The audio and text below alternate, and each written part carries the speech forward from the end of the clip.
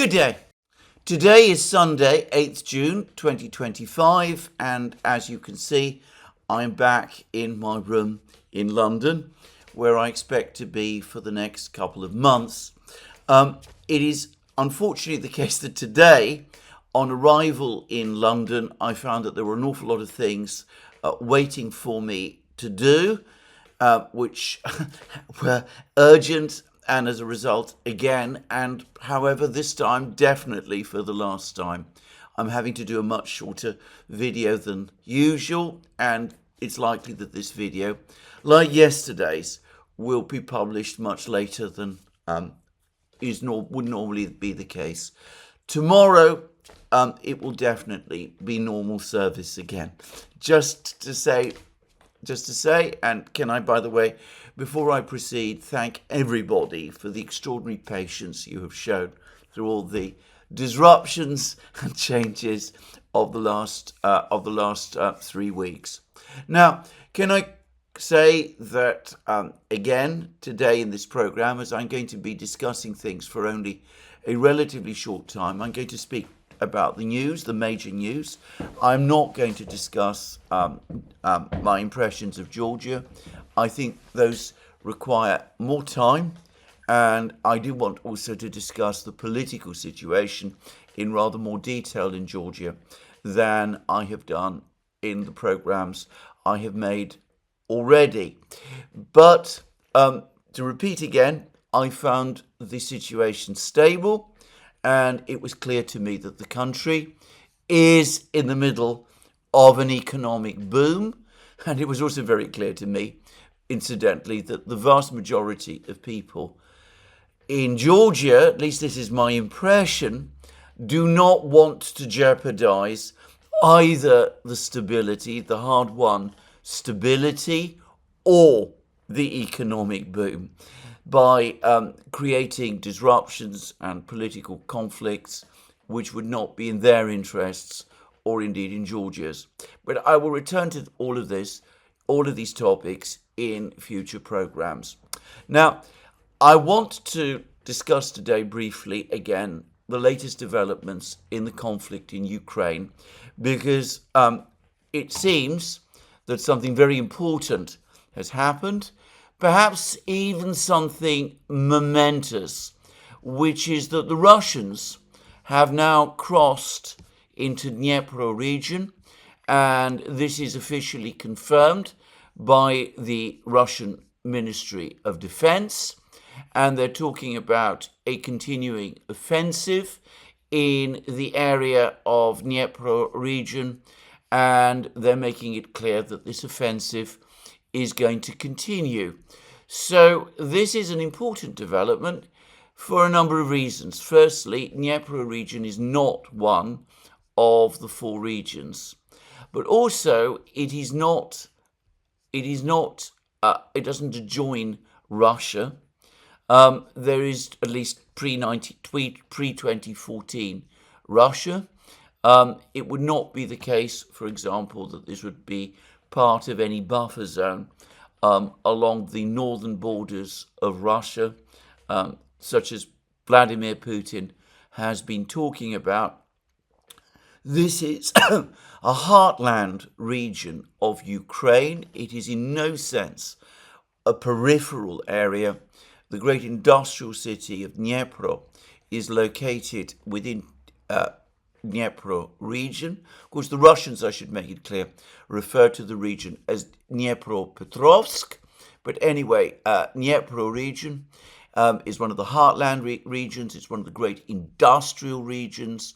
It is a region that obviously the Dneiper crosses, and as I've discussed in many programs, if the Russians were to gain control of Dnepro region, then it would be, in my opinion, a mortal blow for Ukraine.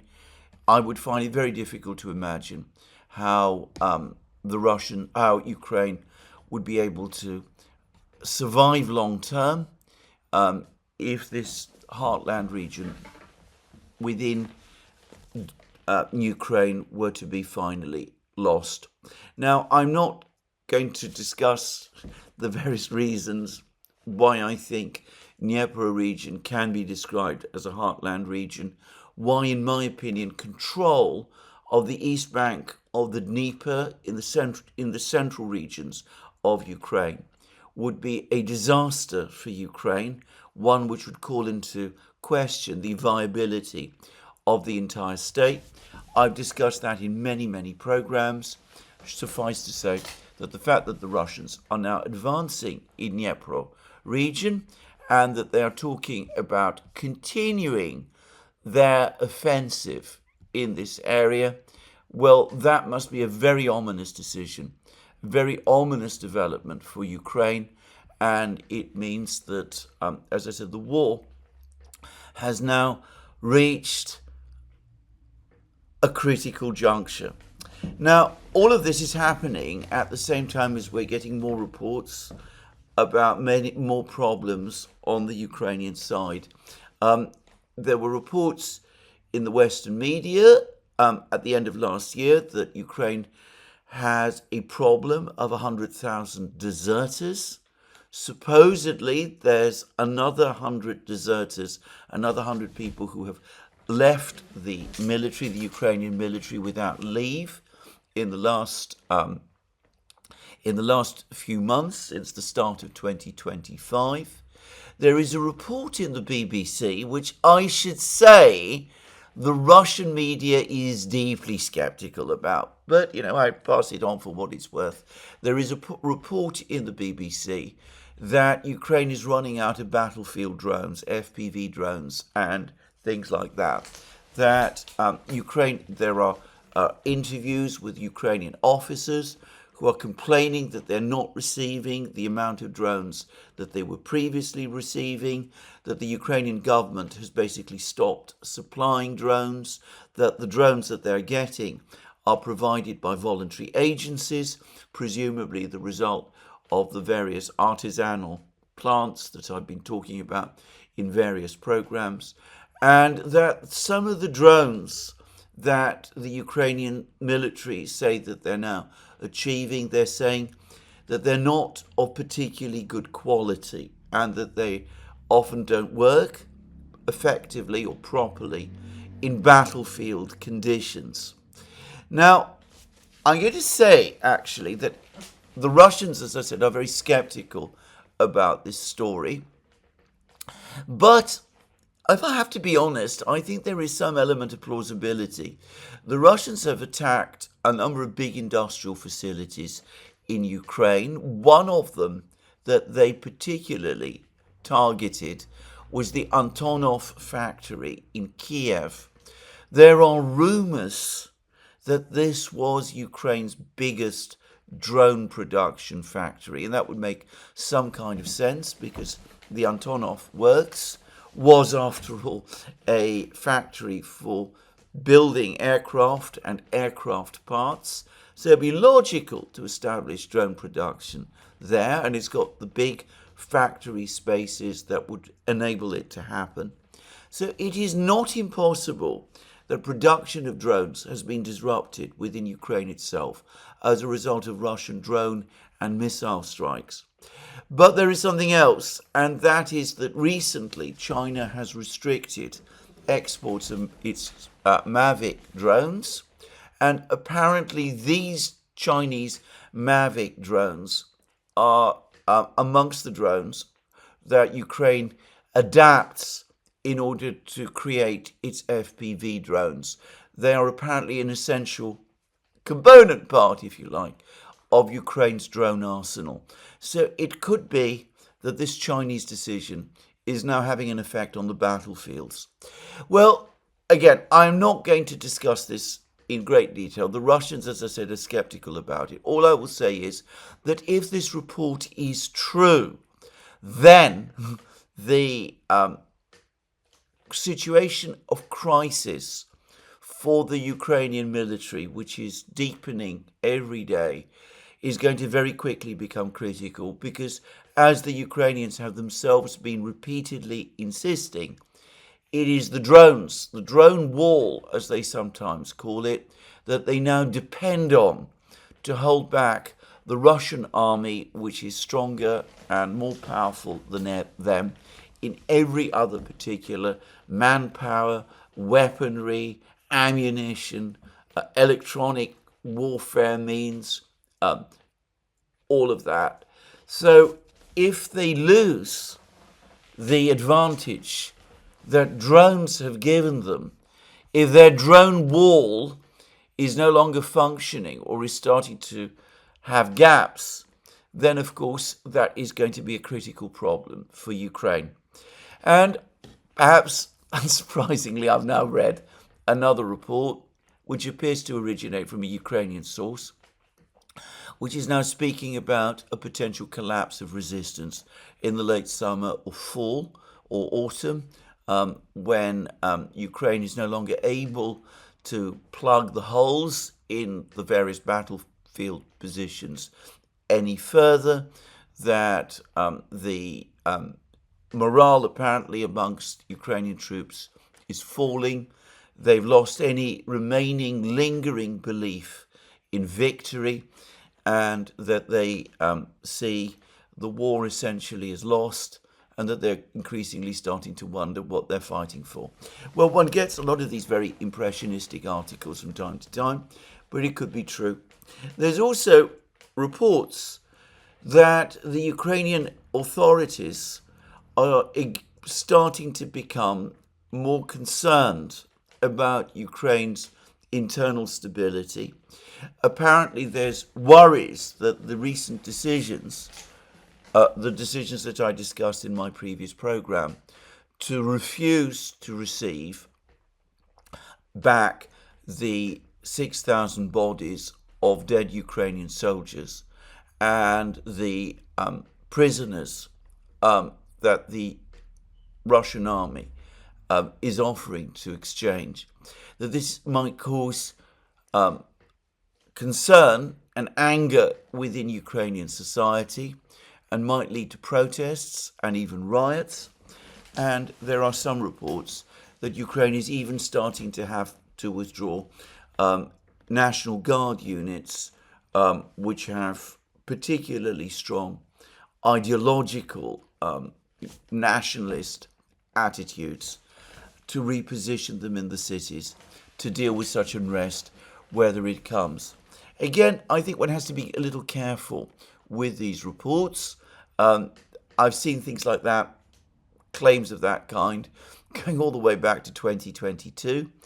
But again, we are in a particular position of crisis now, and I do wonder realistically whether perhaps this time there might be some truth in these claims.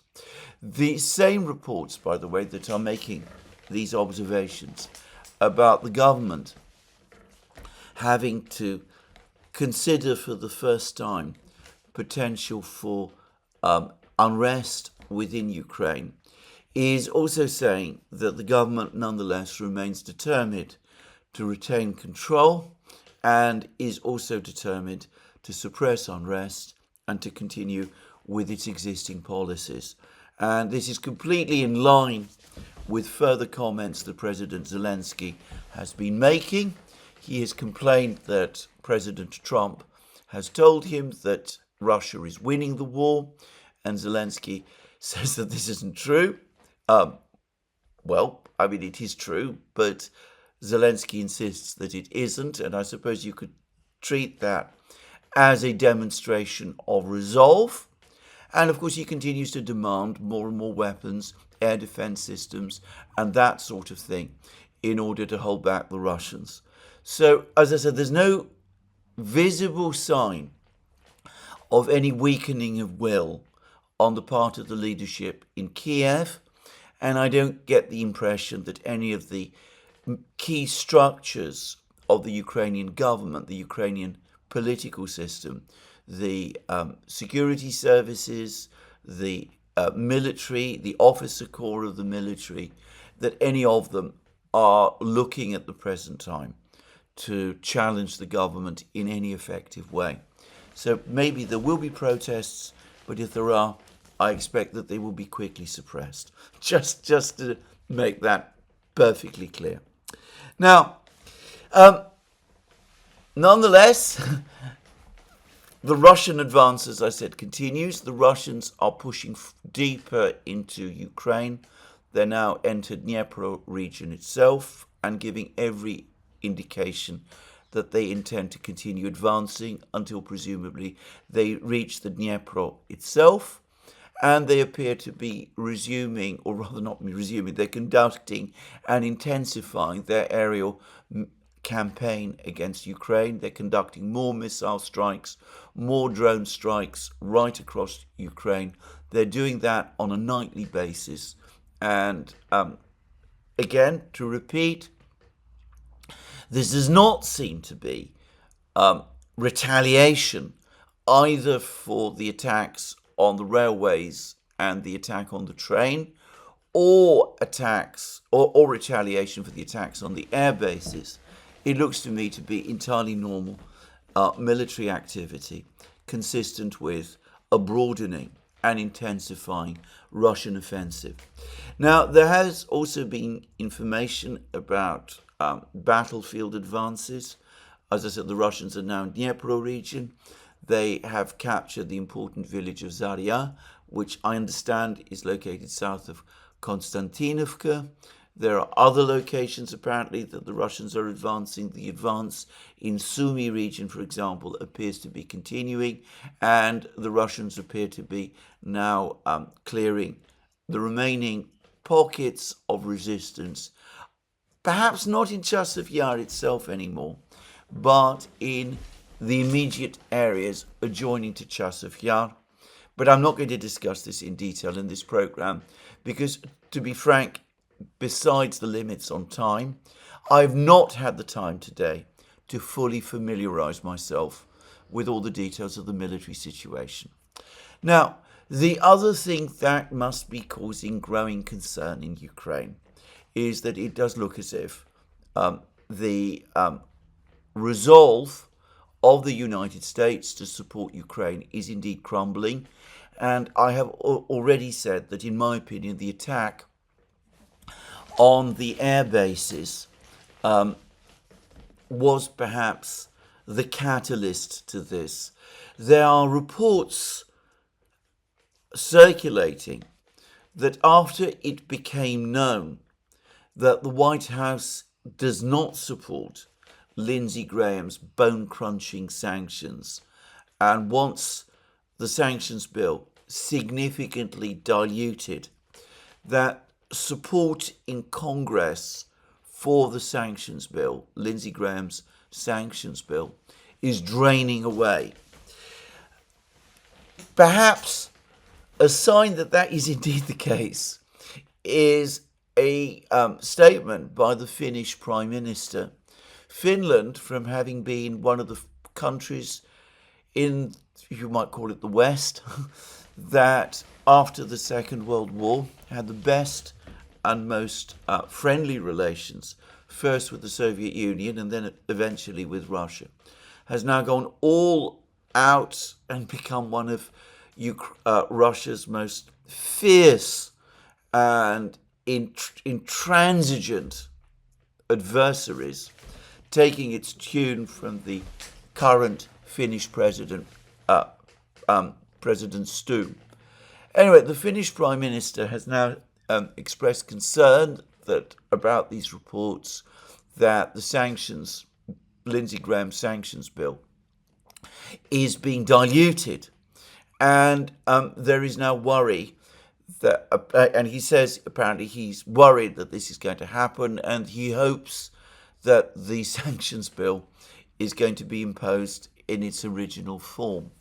So the fact that the Finns are talking in this way may be a sign that they're getting information, reliable information, that support for the sanctions bill is cracking.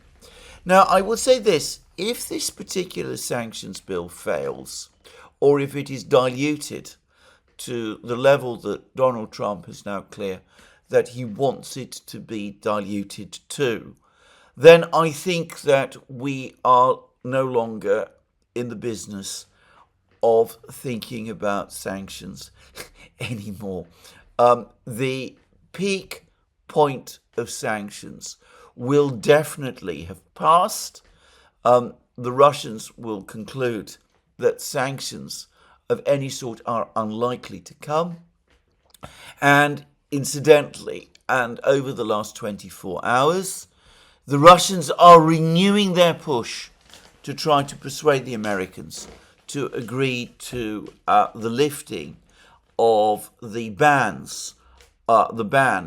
on air links, to re-establish air links between Russia and the United States. And as I've said many times, if that happens, then I think it's going to be very, very difficult indeed for the Europeans whose air carriers are losing money as a result of this ban on air links between Europe and Russia. It's going to be very, very difficult to sustain those sanctions, the air links sanctions, if the Americans walk away from them. In fact, I'm going to say further, if we start seeing any sort of sanctions lifted, then the markets are definitely going to conclude that the sanctions are going to start to erode away. That is going to be the perception in Ukraine itself. That is going to start to be the perception in Europe. And it is very likely indeed that at that point, sanctions, even if they're not formally lifted, are going to start to erode. For example, pressure on tanker fleets amongst ship owners and people like that to start shipping Russian oil and to disregard the G7 price cap will intensify. And I can imagine ship owners coming to insurers in the West and saying, we've got to start getting insurance for our ships. There's this price cap is clearly going to be lifted before very long. When are you going to start to disregard what the G7 is saying and to start giving us insurance again? Because it is affecting our business and it is affecting your business too. So anyway, just saying. So to repeat again, the reason that there's been this change in the weather in Washington is the attack on the air bases, the Ukrainian drone attack on the air bases. Something that the Ukrainians, by the way, are neither apologizing for or saying that they will not repeat. Now, I received an email today from someone who has said that, this is an open discussion that has been happening with several people, but someone who says that American denials that the United States provided intelligence data to Ukraine is plausible, that it's perfectly easy to obtain commercial satellite pictures of the air bases, and there's no reason to think that the Russians actually do shuttle their strategic bombers from one air base to another. And I have seen that view expressed by various other people. The trouble with that argument is that it is specifically disputed both by Russian and American commentators. After all, Russia is in a condition of armed conflict. The Ukrainians have attempted at various times drone attacks on Russian air bases, perhaps not on the scale or in the way that was done over the course of this latest attack. But anyway, there have been Ukrainian drone attacks on Russian air bases. And in light of that, it would make perhaps sense for the Russians to move their bombers round. Now, this is what Dr. Sumatra Maitra wrote about this in the National Conservative. He says the logistical challenges would of the Ukrainian operation alone would be enough to marvel. Getting trucks of swarm weapons inside Russia, avoiding the Russian intel border and security net, stalking the Russian strategic bomber fleet, which isn't static but moves from base to base, analyzing satellite data, destroying a symbolic, if not preponderant, chunk of Russian second strike options, and then destroying the trucks through the remote detonation. This was no small feat. Now, there are some things that you can take issue with in this paragraph. For example, the Russians are increasingly of the view that the drones that were used to carry out the strikes, were fabricated inside Russia using off-the-shelf components that it is now very easy to buy in Russia itself. But notice what Dr. Maitra says, that the Russian strategic bomber fleet isn't static, but moves from base to base. Now, here I'm going to go way beyond what I know about Dr. Maitra, and it may be that what I'm going to say is completely wrong, and if so, I apologize.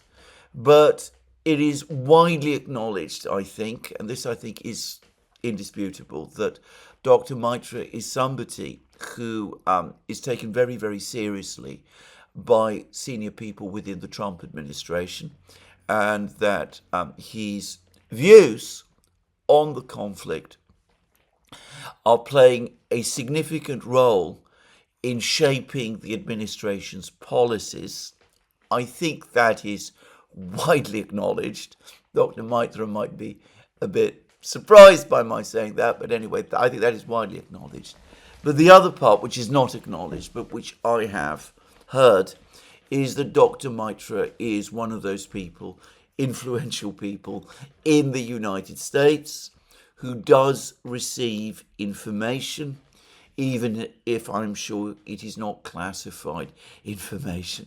So when he says that the Russian strategic bomber fleet moves from base to base, I would take that seriously, just as I take it seriously when others who are well informed, say in the United States, say it too. Now, that's the Americans. The Russians are saying it also. They too are saying that the Russian strategic bomber force regularly moves from base to base. Now, I don't know. I am not tracking the Russian strategic bomber force. But when both the Russians and the Americans are in effect saying the same thing, why wouldn't I believe them? Just saying. So that's the point. That's where I'm going to leave this topic. But let us assume that this is true. I think the Americans would have enormous trouble convincing the Russians that the Ukrainians were not getting information from US satellite data, but being provided with intelligence information that would enable them to conduct this operation. I think it would be even more difficult to persuade the Russians that all of these European denials that they were involved in this operation are true. The Russians, by the way, are now saying that they have hard intelligence, that the Western powers, contrary to their denials, were certainly aware before August 2024 of Ukraine's operation in Kursk region, and I get the sense that the Russians absolutely believe what they're saying. After all, the Western powers went for many years with the fiction that the murders of prominent officials in the two republics of the Donbass, the two people's republics of the Donbass, were most likely the consequence of internecine fighting between factions located in these two republics. As we now know, they knew all along that these people were being killed as a result of a systematic Ukrainian assassination campaign. So it's not as if we have a great deal of credibility here. Anyway, put all that aside. The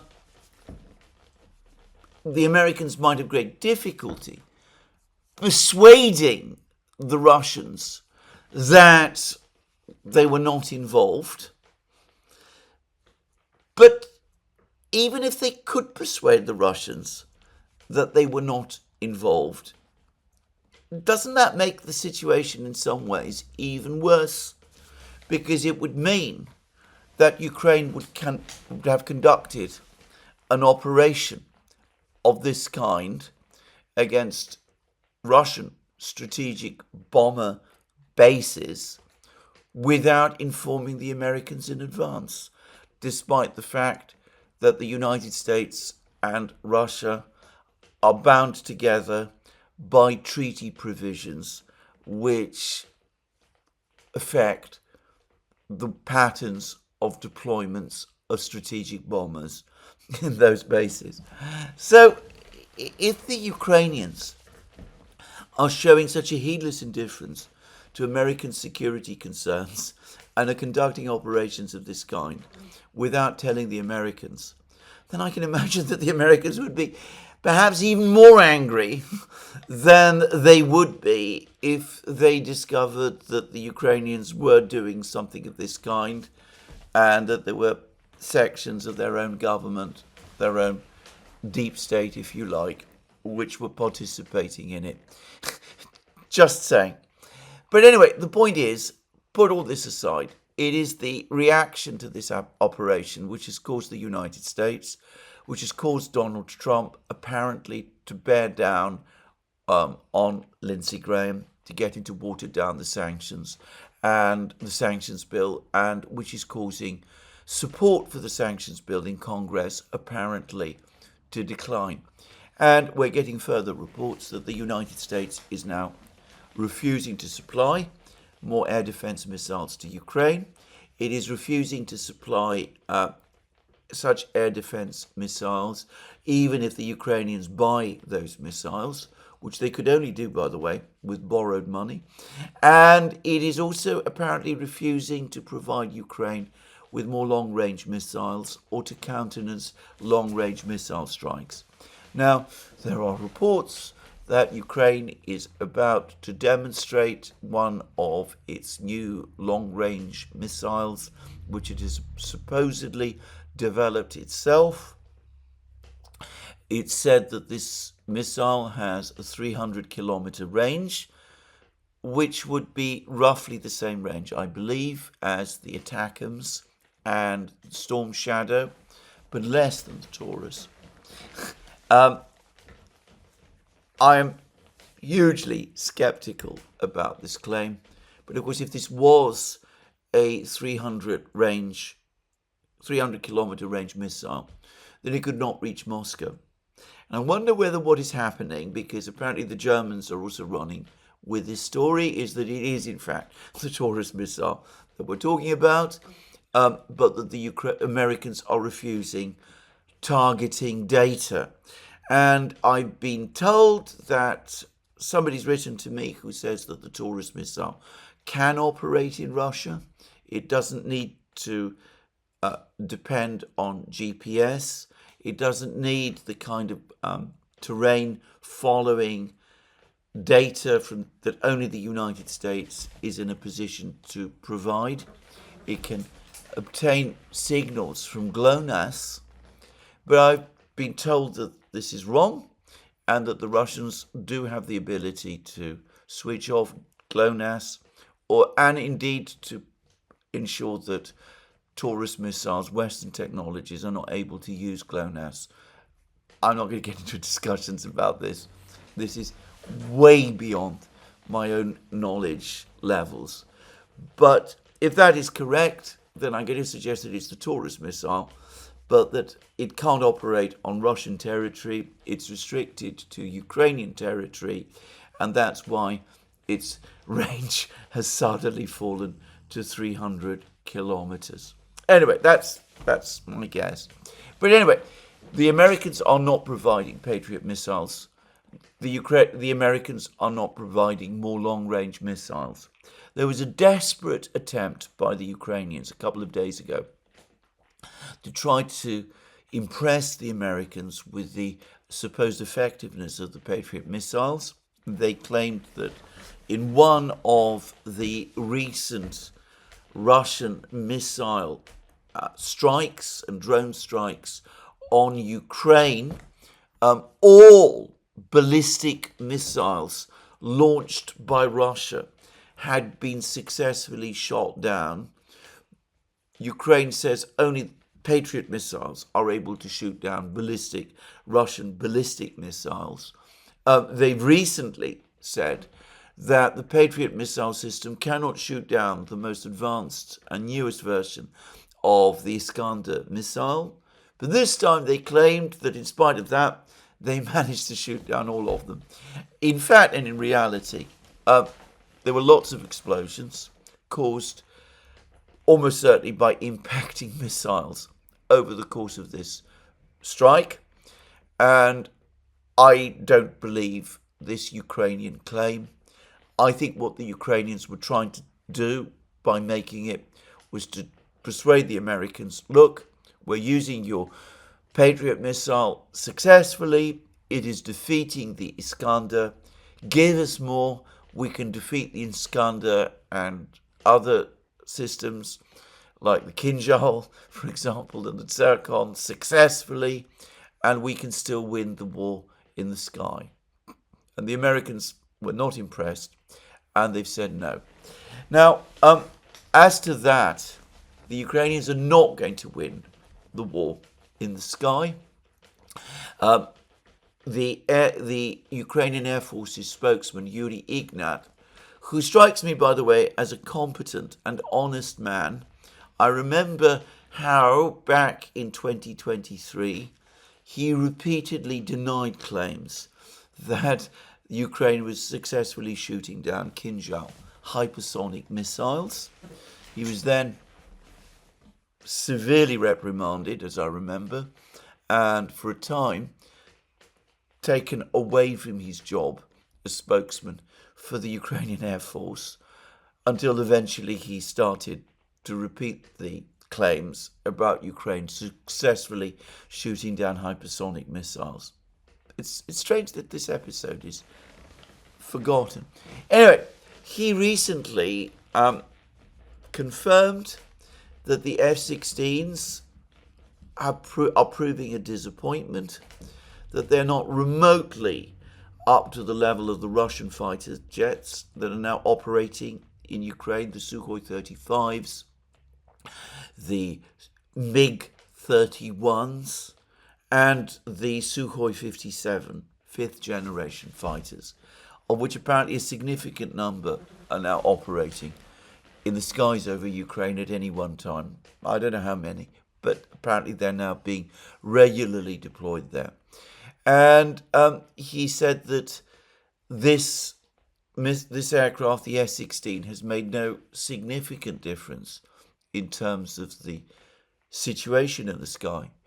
And we could see that even as an aircraft attempting to shoot down Russian missiles and Russian drones, it isn't proving to be very successful.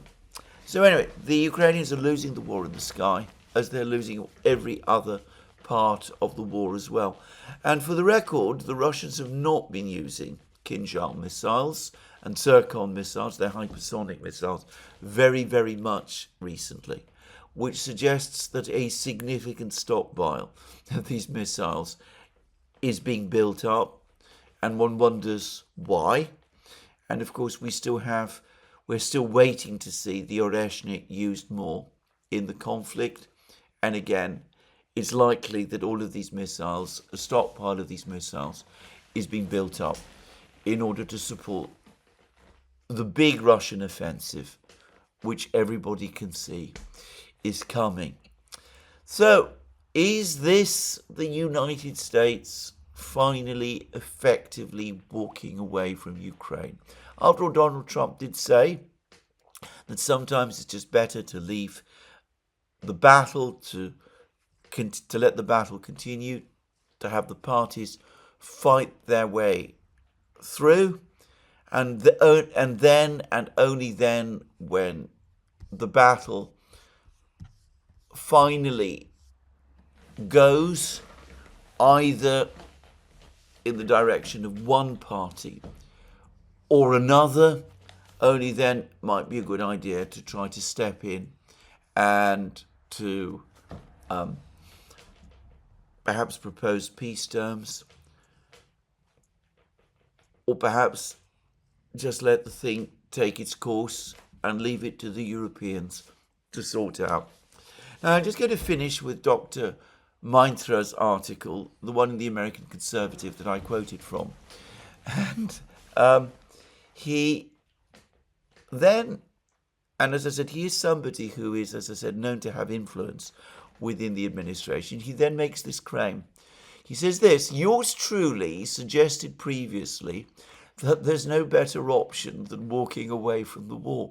Now, this article, by the way, just to say, was published by the American Conservative on the 4th of June, 2025. Alex Christoforou and I were talking about the fact that what the United States needed to do was to walk away from the war. We suggested that back in August 2024. But then, of course, we don't have Dr. Meintra's influence.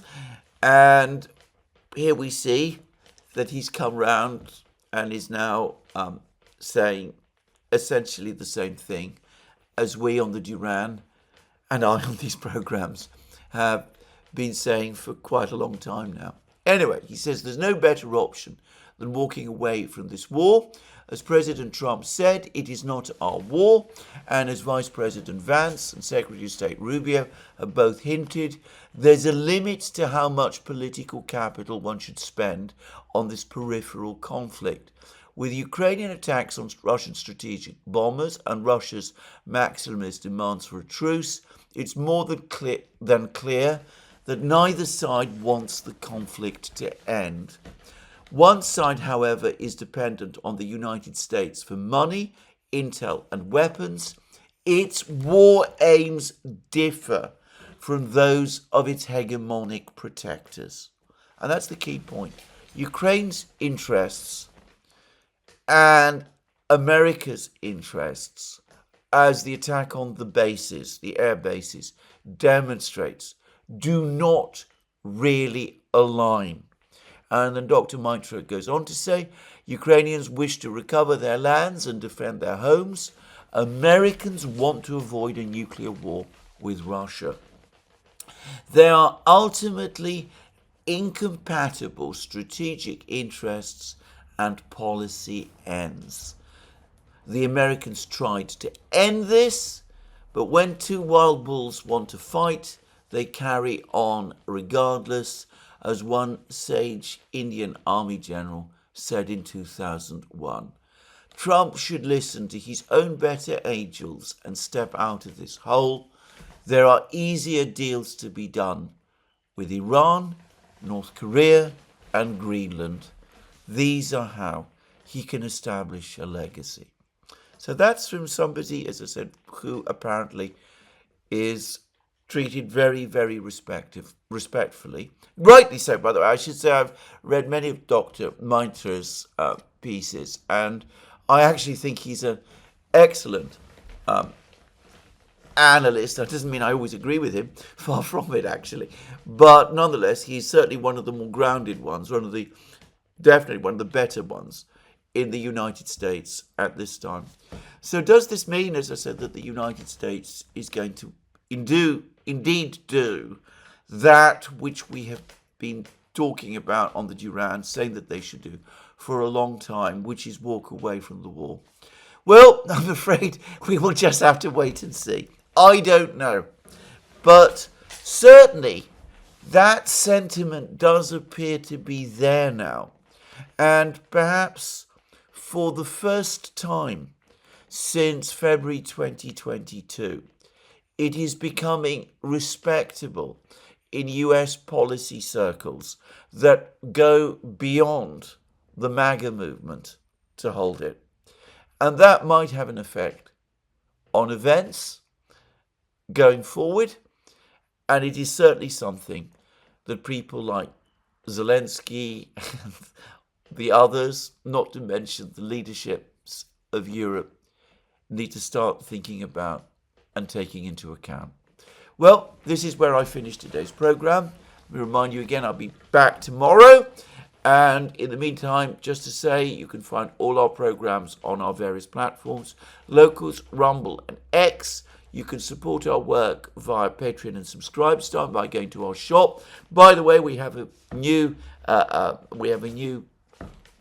promotion on our shop, which you definitely want to go to our shop and to see. And just to add, you can find links for our shop on this below this video, and also you can find links for Patreon and Subscribestar below this video. And last but not least, if you've liked this video, please remember to tick the like button and to check your subscription to this channel. That's me for today. More from me soon. Have a very good day.